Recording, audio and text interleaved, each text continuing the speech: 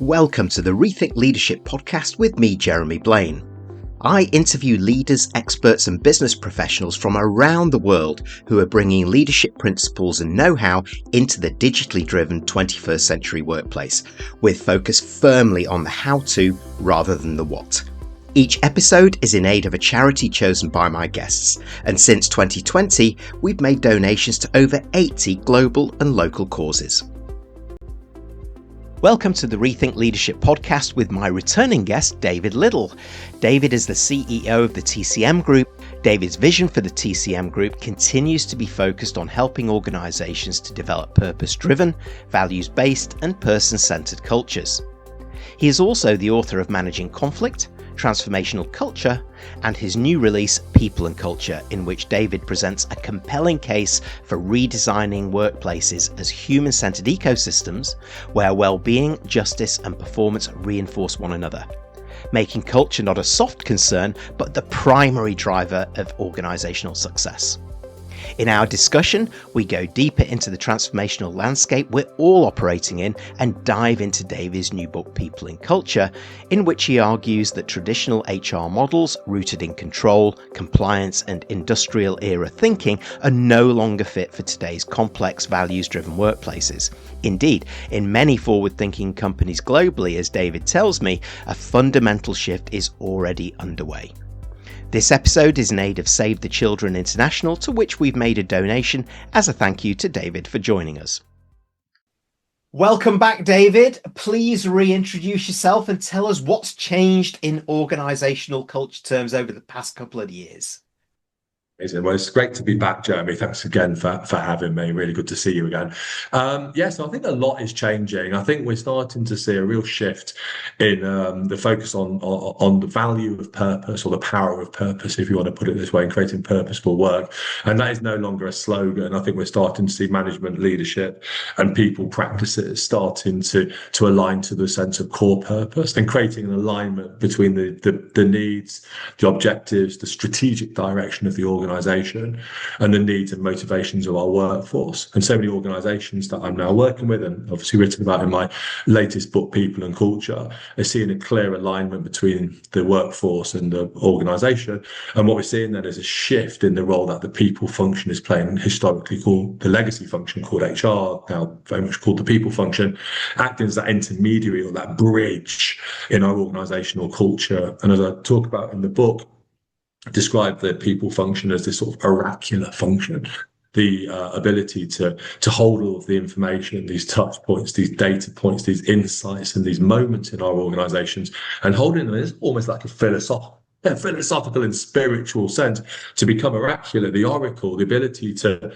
predict the future, to look forward and to hold this space. But it's so exciting for those people, professionals who've been rejecting some of the tired and dreary and broken paradigms of autocracy and hierarchy and risk mitigation and process first approaches, which I think have sort of defined HR really in the last 30 or 40 years. This freedom is just incredible within the culture, and that's permeating through the organisation. It's challenging, Jeremy, autocracy, power, control, it's never been in our news as much as it is now if you think about a global level, the concept of leadership. And so it feels like there's also an existential battle, might be putting it just a bit too far, but there seems to be a real challenge of, am I a compassionate, values-led leader who seeks to put people, purpose and values at the heart of my organisation to drive performance? Or do I subscribe to the belligerent, autocratic, bombastic, aggressive model of leadership, which is being sort of fashioned in our world? And so it's a really interesting space in culture and leadership. The redefining of leadership and a cultural resettlement and a re-establishment, a transformational culture, versus these big leadership messages that I think we're seeing evolving. So it's a phenomenally interesting space to be working in at the moment. Yeah, I hear you, and I see that in my work as well, and I wholeheartedly agree with you. And the way I look at it is there's a 20th century way of doing things, and there's a new breed of 21st century way of doing things. Yeah. leaders who are forces for good, but get that balance right, being compassionate, values led, but also making the right decisions when they're needed, Yeah. versus do what I say and don't ask any questions, and we'll see what happens. It's and it's a point that you made about that existential element to it as well. I do agree with that. I don't think that's going too far, because it's clear that many leaders are on the cusp of failure Yeah. in many ways, because they're not changing fast enough, they're not learning quick enough, and the decisions that they can make, even if they're hierarchical, may not be the right ones. So I think you being at the heart of the organization and focused where you are, people, culture, and that leadership with HR and business leaders is exactly right. So yeah, all of that resonates so far. You mentioned your book, David, and Yes. congratulations on Is that. that too People and much, culture, there Jeremy? it is. Yeah. For those of you on YouTube, there it is. A practical guide for HR professionals and leaders. Now, having been through the book, uh, there's a big question that was raised for me in one part that I thought fundamentally agreed with you on, which is replacing old style frameworks, punitive grievance and disciplinary systems with what you call transformative justice and Yes, dialogue based resolution. Of course, we want that.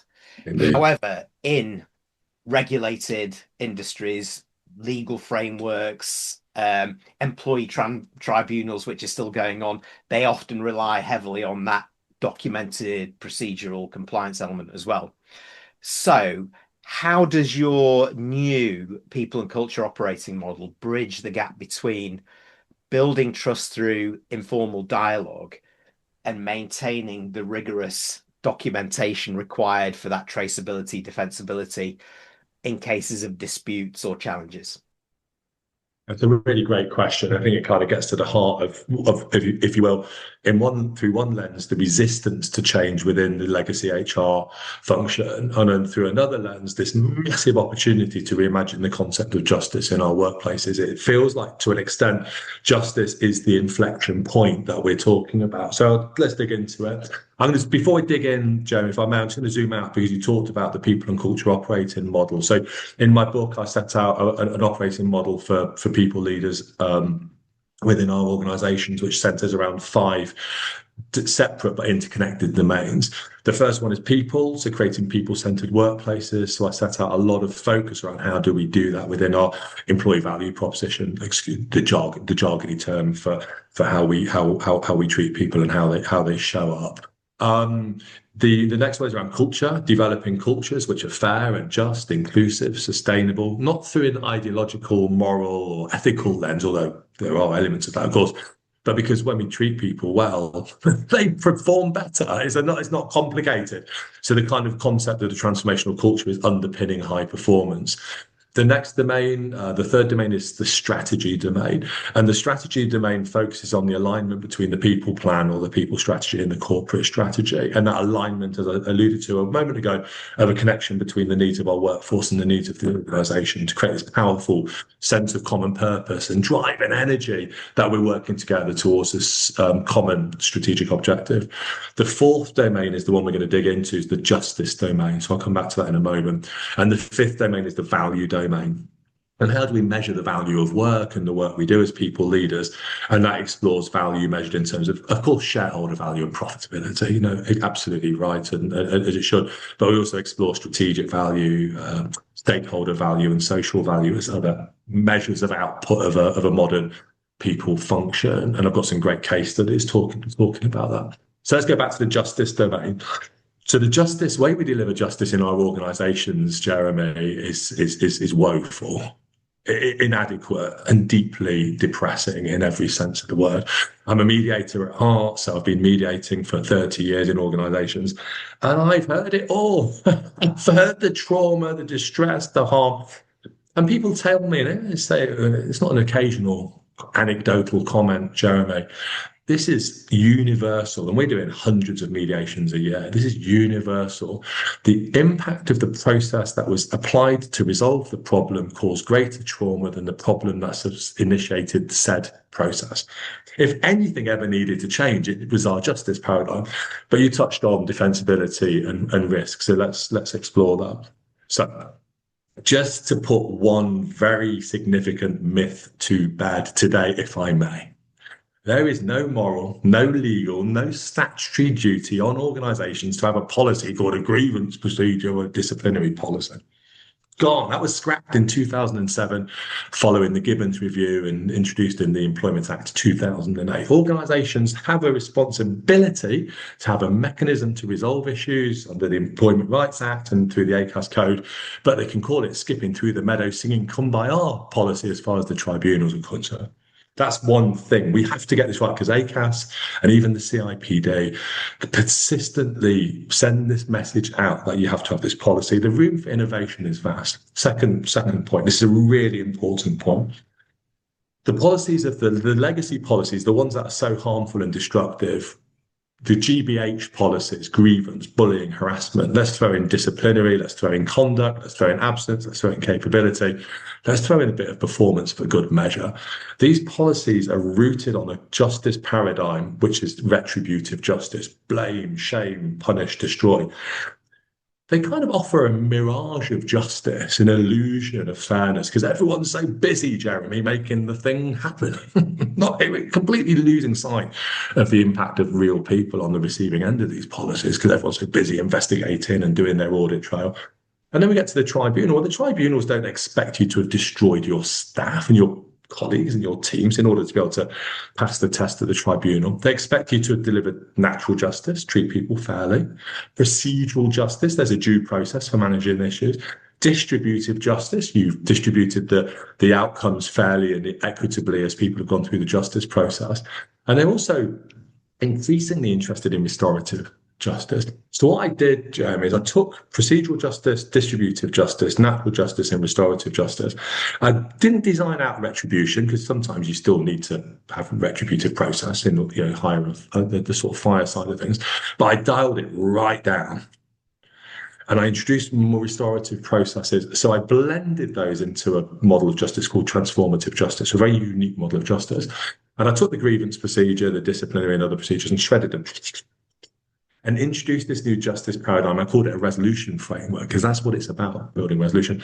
And Jeremy, this is a really interesting point. It's my third and final point on there.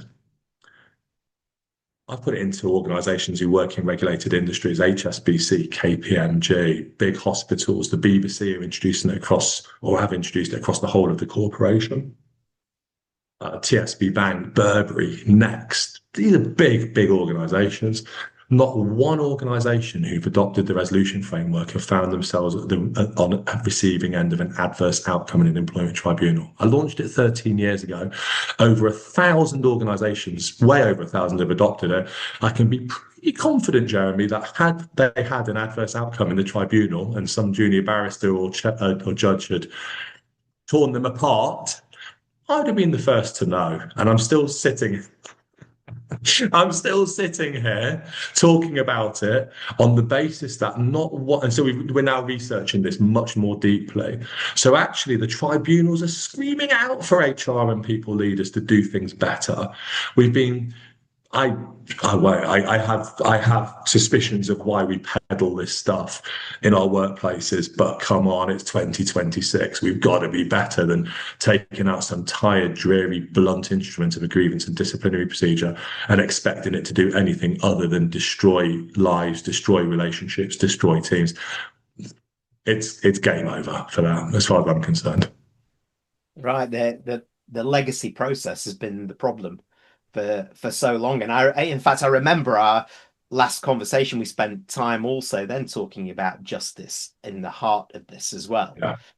So just a quick question that occurs to me. Why is it then that organizations like the ones that you referenced, like CIPD, for example, why are they continuing to peddle the fact that you need a grievance policy or this policy or that policy without doing what you're saying, which is, hey, hang on, this is 2026. We can do things better, faster, more human focused, and we can get it done quicker. The reason I set that out in the book is because many of our systems are based on a world of work, which is broadly a sort of 1990s world of work, which is called the unitrist period of our workplaces. So we had this sort of employee-employer relationship, which sort of operated in a sort of state of permanent tension and conflict. And those conflicts were managed through processes and policies and procedures. And that kind of worked in the 1990s. It helped us to help our organizations to evolve. It gave opportunities for growth, globalization. We needed a rules-based system. So the unitrist period gave rise to these policies and procedures. It all gave rise to the Ulrich model of HR, and it gave rise to the modern HR function. No one, Jeremy, has come in since that time and offered an alternative lens to look at HR. We've got wonderful work of Perry Timms, HR 3.0. Of course, Dave Ulrich, who wrote a beautiful review of my book, has offered thoughts around human capability and so on and so forth. But what I've tried to do isn't just focus on justice as a single focus. I've redesigned the entire operating manual for the HR function to become a people and culture function. Because I think if you look at the traditional legacy HR, the question is, if I'm not using these processes, what else am I doing? Because we're not seeing them as this oracular, facilitative, coaching, enabling, supportive, powerful strategic function at work. There might be in parts, but on the whole, it's seen as a remedial risk mitigation process-led system. Now, that's the old legacy system I'm describing, that unitrist perspective. The modern perspective on HR hasn't been articulated and codified. So it means that those people who are advising and supporting people, professionals, haven't really got an anchor point to say, and the world of work could look better if you didn't do it this way, but you started to apply mediation, restorative processes, coaching conversations, more of an enabling role. So that's what I've sought to do. I haven't just ripped out the old justice paradigm, although that's what I have done, and my last books have done that. What this one does is it sets it into a very firm, clear context of what the role of the people function is in partnership with the workforce and in partnership with the leadership in the organization. It makes a lot of sense when you talk about the oracle that is people and culture, and how that really is the hot button, the temperature check, the sentiment analysis, the research, the data that's immediate for you, that's there, the power that's there that perhaps we're not using if we're looking at that, the old ways of doing things and the evolution. And that is now being impacted in another way through digital transformation. Yeah. So let's turn our attention to another element that you tackle in your books, which is the digital and AI era. Yes. And the increasing human-machine interfaces that we're all working with, regardless of organization and industry, actually, to augment what each individual is doing, so they can be better, they can service our customers better, but also drive efficiencies, of course, within the organization. So, similar question, I guess, with our part justice hat on and part sort of autonomy and empowering hat on. How do you ensure that let's call it an augmented human, isn't just a more efficiently monitored resource, but actually more autonomous and empowered one? What an opportunity missed were that to be the case, Jeremy. I love the question, Mo. I love the framing of the question. It's really important. So I think there's a whole chapter in the book around called the augmented human. And the first challenge I throw to people, professionals and leaders, is to take a much more deliberate and intentional focus on the use of AI within organizations. So many organizations that I'm working within, there's a bit of IT, there's a bit of HR maybe, some managers are doing some work. The first thing I suggest is developing a centre of excellence, what I call an ACE, AI centre of excellence within the organisation. So I talk about some new centres of excellence to add into the mix. I talk about the development of a culture hub, which is a cross-functional group who are helping to shape and develop and own, shift the culture, not as an exclusive group, but as a very inclusive group. And then feeding into that, there's a number of new centres of excellence, the resolution one, which aligns to the justice paradigm, and the AI centre of excellence. And the role of the AI Centre of Excellence is to curate and support the development of the AI infrastructure. I'm a massive fan of AI. I was developing a new AI agent yesterday and custom GPT. So I absolutely love it and see the deep value of it. but there are some real weaknesses. I am 55 white man. I could sit and design an AI chat GPT, a custom GPT, or an agent now, which will sound like me and potentially look like me. So I need to be aware of my own biases, heuristics, those mental shortcuts I might have, my prejudices. So the AI Centre of Excellence, first and foremost, is ensuring that that diversity of thinking, of difference in our organisations is embedded in our AI platforms, because what we put in, we get out, and we put rubbish in, we get rubbish out. But once it's into the black box, Jeremy, as we know, it's very hard to disentangle that spaghetti. So we need to design this in an intentional and deliberate way. What a wonderful role for the Chief People Officer to chair the AI Centre of Excellence, to ensure that it's delivering the sort of ethical standards, the integrity within the organisation, and then helping to roll the AI out to ensure that it's supporting and augmenting the human experience in our workplaces. The big fear, of course, is that AI, in time already, potentially, people will see it as a threat to our jobs. And it could be that we can't pretend that's not a threat or a potential possibility. But that doesn't mean that all jobs will go, or that all jobs won't be able to change. And I think the Centre of Excellence and the role of the people profession is to continually review and develop the role of the workplace, the concept of work, the roles that we're playing in work, and seeing the AI as an enabler, to use the term, a co-pilot and a facilitator. So one very clear example I have is in my own business, in the TCM Group.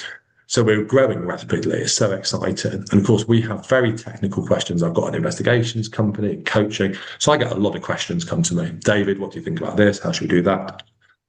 It's too much. I can't handle it. So I developed an AI for my team called the TCM Assistant, where the first question can be asked into the AI. That does two things, two substantive things.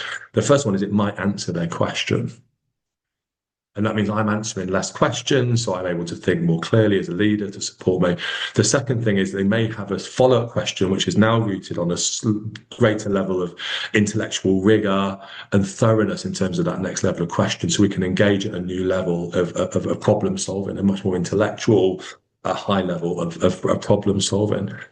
What I find that does for me as a leader, and I think this is where AI should be significantly examined as well, I think it's a significant driver of leadership, because it supports me as a leader to do things that I need to do, like think, like write. Sorry, Jeremy. Like do podcasts, like be leading, not constantly down in the weeds. And I think this is a transformational or integrative leadership approach. So one of the areas I think working closely with organizations is, instead of thinking about how do we use AI to reduce time or increase efficiencies in the kind of white collar, blue collar functions within our organizations, for me, for organizations who are really making the best of AI, it's how do we exercise and utilize AI to support the best of leadership, and then help our leaders to be the best of themselves and deliver the models of leadership, inclusive, transformational, servant leadership, to help our organizations thrive. So I work with organizations to develop AI systems, including my own, but it's very much centered around supporting leadership as much as it is about driving corporate efficiency and digital sort of disruption in the way that we might work. You personify a modern leader who understands that we as leaders need to learn potentially at an accelerated rate these days, and a steeper learning curve in many ways. But there are many leaders who are not prepared to do that, it's sad to say.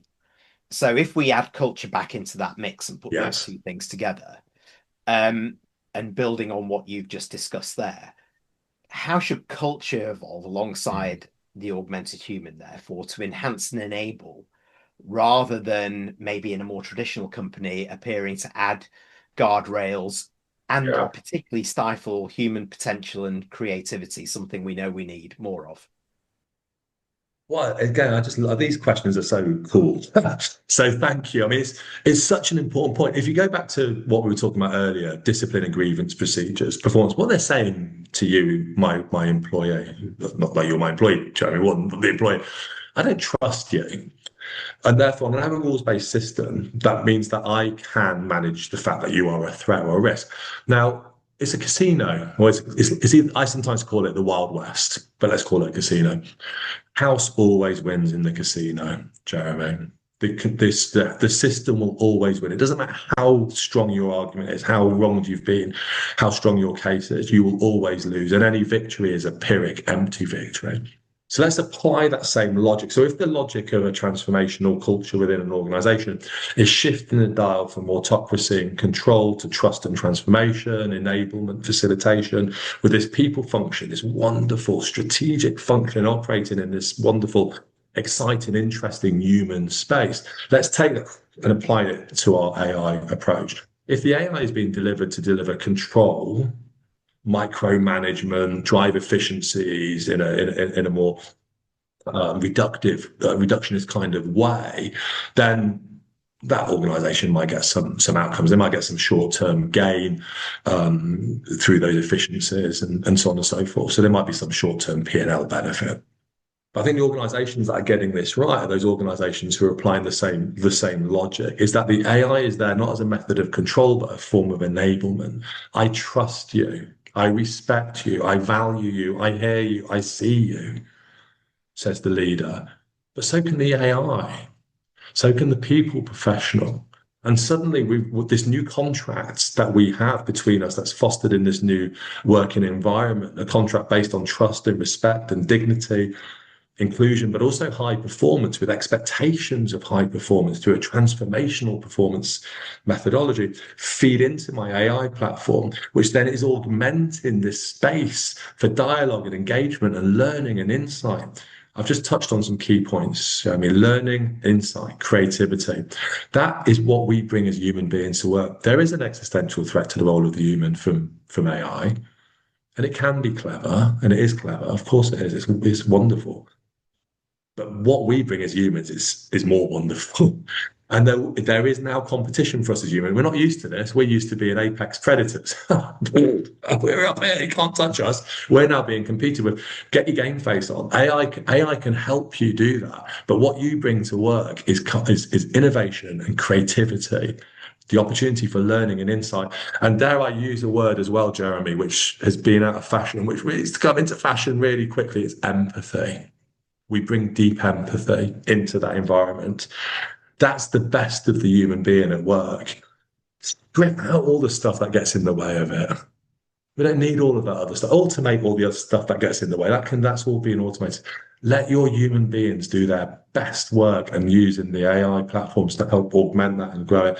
That, I think, gives those organizations enormous competitive advantage. And dare I say it, I think those will be the organizations that you and I are talking about in 2 or 3 years' time as the thriving, successful organizations on a global basis. I agree. It's that enablement of human potential and asking the question, what if we did do something different and we truly empowered our people, we truly supported them, recognized them through this. That goes back.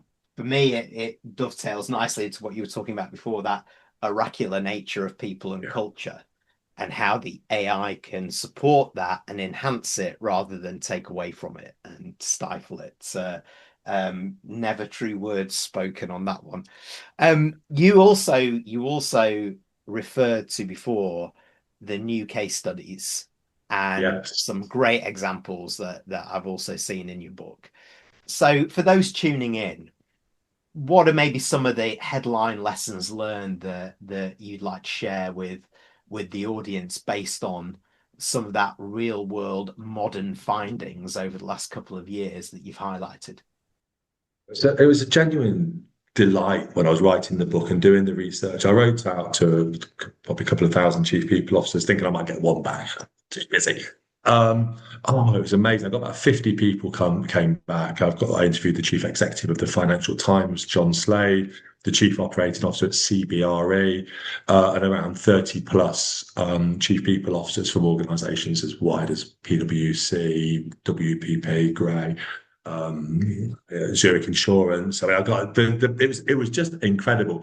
A couple of things that stood out for me. The first is I realised the CPO is my tribe. I loved working with them. I really enjoyed the conversations. And whilst my career has been defined by conflict resolution and restorative practices, it's been hard to get into those higher levels sometimes. And when we had the conversations, it came to life for me, and there was something very personally, very moving about that, which I loved. So that gave me a whole new lease of life in terms of my career. I think the second thing that came out to me was they buy into this stuff, Jeremy. This wasn't an eye rolling sort of, this is some sort of weird fantasy or some kind of here today, gone tomorrow. Concepts of kindness and compassion and dialogue and engagement. This was the language that they were using in university. But what I saw across the organisation is there was no one. We talked about the CIPD. I'm a massive fan of the CIPD. I just want to kind of get that in because I didn't want to sound like I was dismissing the CIPD. I think the CIPD has got great opportunities to really grow and evolve into this incredible organisation. So I think it's important to stress that. But what I was seeing was they weren't getting the support that they needed as chief people officers to help them to do their job. So they were kind of, I don't mean this in a pejorative sense, but a number of them were kind of making it up as they went along. They knew what values they brought. They knew their principles. They knew their own worth. They were so smart. But there wasn't a structure and a model for them and a space for the chief people officer, which I think was really, really stood out. And I think for me, what I heard from the chief people officer was this opportunity for, we use the word disruption and innovation and creativity. It was coming from the CPO. They were working, they got the ear of the chief executive officer. There were some wonderful partnerships that I've highlighted in the book.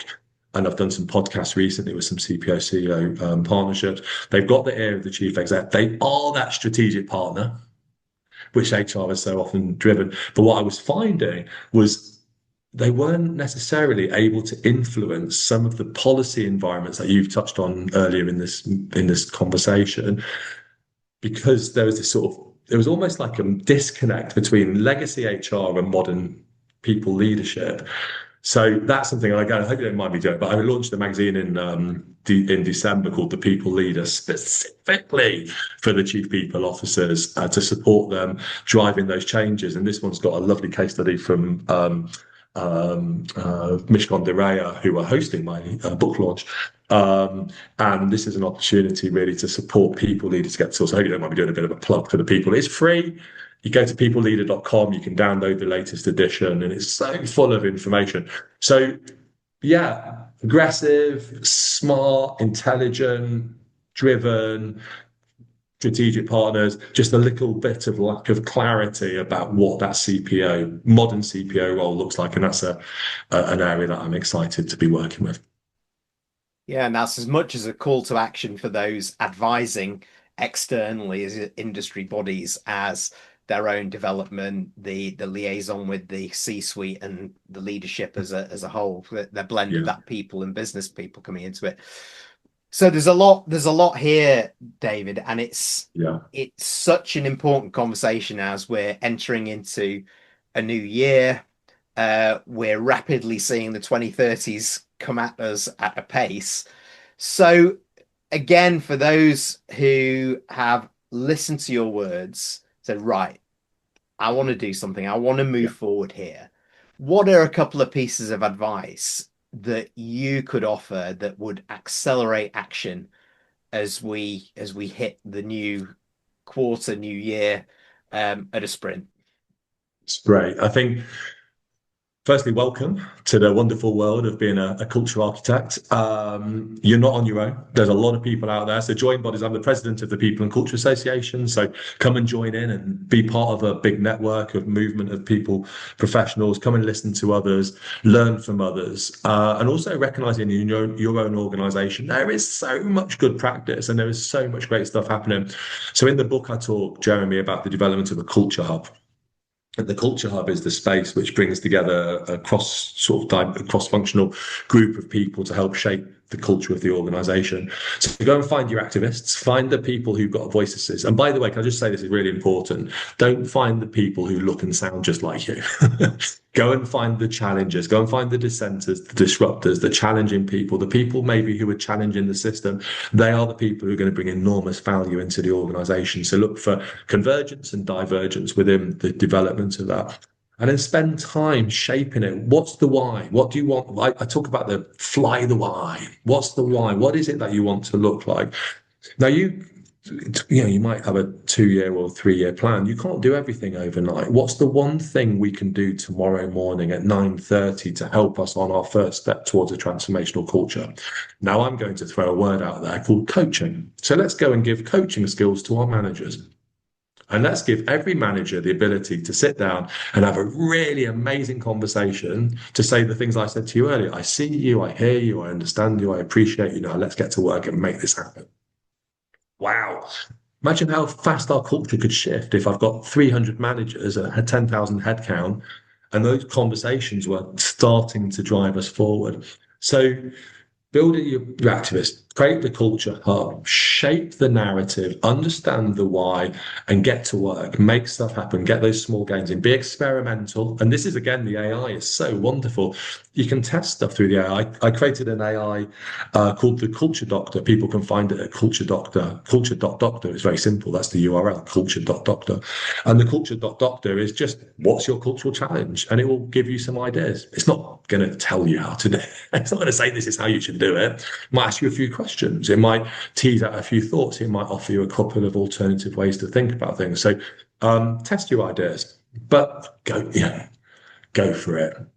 It's if your overarching principle of a transformational culture is do no harm, follow the values, stay within the law. These aren't too difficult.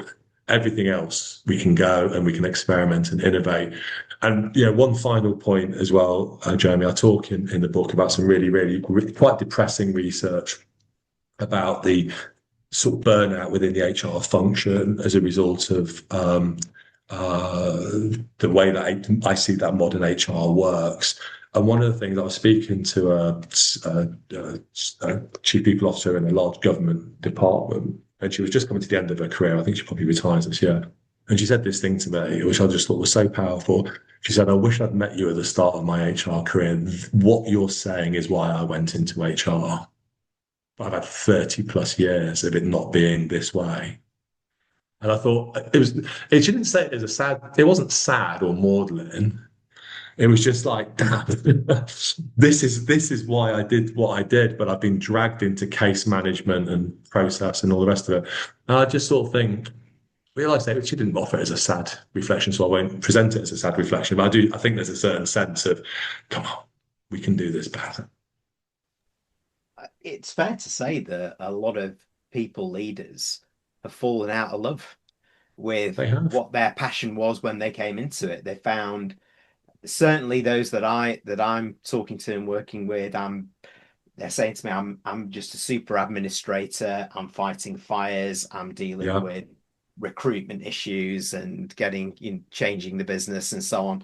And I'm not innovating anymore. I'm not leading this. I'm not changing the shape of it. And we're still working with the models that we've worked with all my career. So what you're saying resonates around that building of a culture hub as a center of excellence for the new world, and you referred to the AI hub, which I think is a really great piece of advice moving forward as well. Sadly, we've come to the end of our conversation. I could always talk to you, like we could make this an hour, 2 hours, whatever. But such great stuff coming out, such amazing food for thought. So, first of all, how do people get hold of your book? How do they find out more about how you can help them and connect with you and continue the conversation? Well, thanks again. Is it okay if I hold it up again? I'm very proud of it, actually. I think it was a difficult write. It was, like I said, there was a lot of research and there's a lot of time zones to work across. It was one without challenges. So I'm proud of it. So you can find People and Culture at Kogan Page, my wonderful publishers, and obviously at Amazon and on all good bookstores. I'm, as you would expect in the modern world, all over LinkedIn. So you can track me down on LinkedIn. My main company, the TCM Group, is a company, so the www.thetcmgroup.com, and that's going to kind of give you a nice place to go. But I'm going to invite people to go also to peopleandculture.com and have a little dig around there. I've got some great resources on peopleandculture.com. That's sort of aligned to the book. Some really great resources and case studies. And I mentioned there's 3 AIs that I'm going to mention as well, if I may, Jeremy. There's the Culture Doctor, which is organisational.culture.doctor. There's my Pocket Coach, which is pocketcoach.live. And that's had some great feedback. And there's a resolution hub, which is for organizations who want to develop a resolution framework. To get the resolution hub, I'm afraid you have to come to me, because we don't put that out as a free resource. That's a pretty valuable resource, but we will give it to you for free, but you just need to come and ask us for it. And if you go to resolutionframework.com, you can find out more. So we've got bits all over the place, Jeremy. So I think there wasn't a bit of a muddled mess, but find me on LinkedIn or get hold of the book and you'll track me down. Or you can get a copy of The People Leader at thepeopleleader.com, and you can download the latest version of that. So somewhere, hopefully, people will find me. There's lots of places to find you. And thank you for taking the time again to share your wisdom and the experience, and the fact that you're putting so much effort into this excellent new book. And congratulations again for that. It's something that all modern people leaders and let's say business leaders should grab hold of and get into. This is where competitive advantage is for the modern world, lest we forget. So David Liddle, thank you very much for joining me. That's very kind of you to say what you just said, Jeremy. Thank you very much. It's been an absolute pleasure. And like I said, I think we could have gone on for a lot longer, but thank you for having me. Thanks for tuning in to the Rethink Leadership podcast with me, Jeremy Blaine. Please like, comment and support us on your favourite platform, and subscribe to our YouTube channel where you can watch as well as listen to each episode.